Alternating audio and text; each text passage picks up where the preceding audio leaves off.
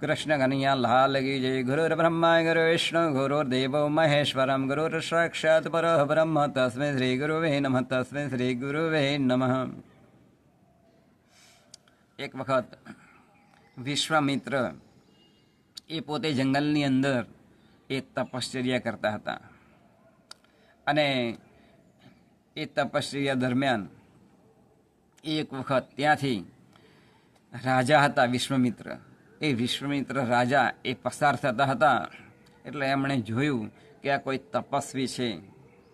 એટલે આ તપસ્વીના આંગણે આ જ્યારે રાજા વિશ્વામિત્ર ગયા એટલે વશિષ્ઠજી એમને આગતા સ્વાગતા કરી અને પછી જોયું વિશ્વામિત્રે તો આ જે વશિષ્ઠજી હતા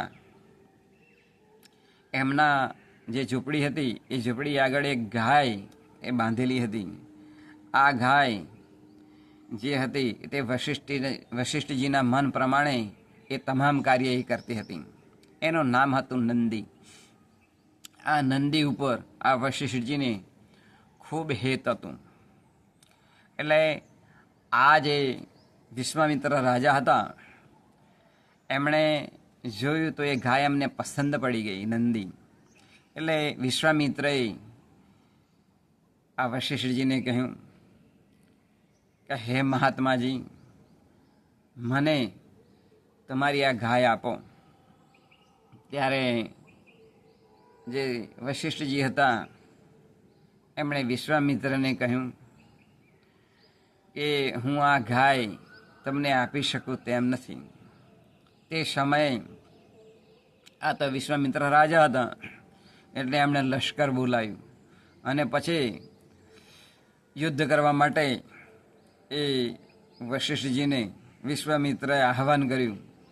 ત્યારે વશિષ્ઠજી તો તપસ્વી હતા, એમની પાસે કંઈ લશ્કર નહોતું.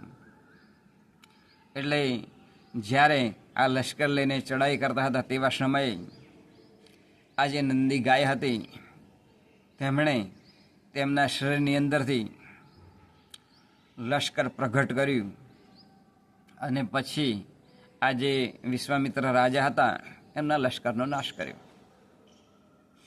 એટલે વિશ્વામિત્રની હાર થઈ. આ જોઈ અને જે વિશ્વામિત્ર હતા એમને નવાઈ લાગી કે તપોબળની આટલી બધી શક્તિ છે.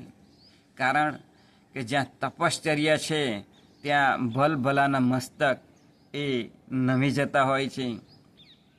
માટે તપનું આટલું બધું મહાત્મય છે. એટલે આ જે વિશ્વામિત્ર હતા એમણે વિચાર્યું કે મારે પણ તપ કરવું જોઈએ. એટલે આ જે વિશ્વામિત્ર રાજા હતા એ રાજપાટ છોડી અને પોતે એ જંગલની અંદર તપશ્ચર્યા કરવા માટે એ જાય છે. પોતે યજ્ઞ કરે છે અને ભગવાનનું નામ સ્મરણ ભજન સત્સંગ કરી અને તપ કરતા હોય છે. એવા વખતે એક વખતે વિચાર આવ્યો વિશ્વામિત્રને કે મારે આ વશિષ્ઠજી છે એમના દીકરાને મારી નાખવા જોઈએ. એટલે પોતે કુહાડી લઈને આવ્યા અને વિશ્વામિત્ર હતા એ વશિષ્ઠજીના દીકરાને મારી નાખ્યો. ફરીથી એમને પાછો બીજો વિચાર આવ્યો કે મારે વશિષ્ઠજીનો પણ વધ કરવો જોઈએ. હવે આમ આ વિશ્વામિત્રએ વિચાર્યું. એટલે તપોબળની શક્તિ કેટલી અઢળક ઘણી હોય. વિશ્વામિત્રએ વિચાર્યું કે મારે વશિષ્ઠજીનો વધ કરવો જોઈએ. એમણે હાથની અંદર કુહાડો લીધો અને જ્યાં વશિષ્ઠજી એ સૂતા હતા, રાતને સમયે ગયા, રાત્રે 2 વાગે વશિષ્ઠજી અને તેમના પત્ની અરુંધતી એ સૂતા હતા. એટલે અરુંધતી વશિષ્ઠજીને પૂછે છે કે અતિશયમાં અતિશય તપોબળ એ કોનું છે? ત્યારે અરુંધતી એ જ્યારે જે ઋષિ છે વશિષ્ઠજી એમને પૂછે છે ત્યારે વશિષ્ઠજી કહે છે કે અતિશયમાં અતિશય તપોબળ તો વિશ્વામિત્રનું છે, આમ કહ્યું. અને એમની ઝૂંપડીની બહાર આ જે વિશ્વામિત્ર એ કુહાડી લઈને આવ્યા હતા વશિષ્ઠજીને મારવા માટે,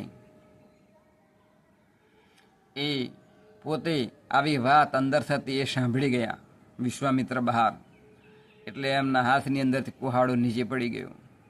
અને પછી આ જે વિશ્વામિત્ર હતા એમણે વશિષ્ઠજીને જગાડ્યા, બહાર બોલાવ્યા અને બંને ભેટી પડે છે. અને પછી વિશ્વામિત્ર એ કહે છે કે મને વિચાર આવ્યો હતો તમને મારી નાખવા માટેનો, પરંતુ તમારા મુખથી સાંભળ્યું છે કે વિશ્વામિત્ર એ ખૂબ તપસ્વી છે, એટલે મેં તમારા મુખેથી મારી પ્રશંસા પણ સાંભળી છે, એટલે મારા હાથની અંદરથી કુહાડો એ પડી ગયો. અને પછી ત્યાર પછી આ વશિષ્ઠજી ને વિશ્વામિત્ર એ ભેટે છે. વિશ્વામિત્ર એ આ જે છે મહાત્માજી વશિષ્ઠજી એના ચરણોની અંદર મસ્તક નમાવે છે વિશ્વામિત્ર. અને પછી આ વશિષ્ઠજી તે જ દિવસથી વિશ્વામિત્ર બ્રહ્મર્ષિ તરીકેની એ સ્થાપના કરે છે. માટે વિશ્વામિત્ર એક રાજા હતા, પરંતુ પોતે તપોબળથી એ બ્રહ્મચર્ય પદ એ પામી શક્યા હતા. આમ જ્યારે કોઈ વ્યક્તિ પોતે પોતાના તપોબળથી અતિશય એ પોતે એ શક્તિ એ મેળવી શકે છે. માટે એ તપોબળનો મહાત્મ્યથી જે વશિષ્ઠજી હતા તો અમે વિશ્વામિત્રનું જે લશ્કર હતું એ નાશ પામ્યું. બીજી વખત આ વિશ્વામિત્રને વિચાર આવ્યો કે મારે એમ કે વશિષ્ઠજીને મારી નાખવા જોઈએ. તો વશિષ્ઠજીને જ્યારે મારી નાખવા જતા હતા છતાં પણ વશિષ્ઠજીના મુખેથી પ્રશંસા સાંભળી તો તેમને જે મારવાનો વિચાર આવ્યો હતો એ છોડી દીધો. અને પછી એમને બ્રહ્મર્ષિ તરીકેની એ પદવી આપી. આમ વ્યક્તિ પોતે પોતાના જીવનની અંદર અતિશય તપોબળથી એ પોતે બ્રહ્મર્ષિ બને છે. એ જ આજના શુભ દિને પ્રાર્થના બોલી. કૃષ્ણ કનૈયા લાલ કી જય.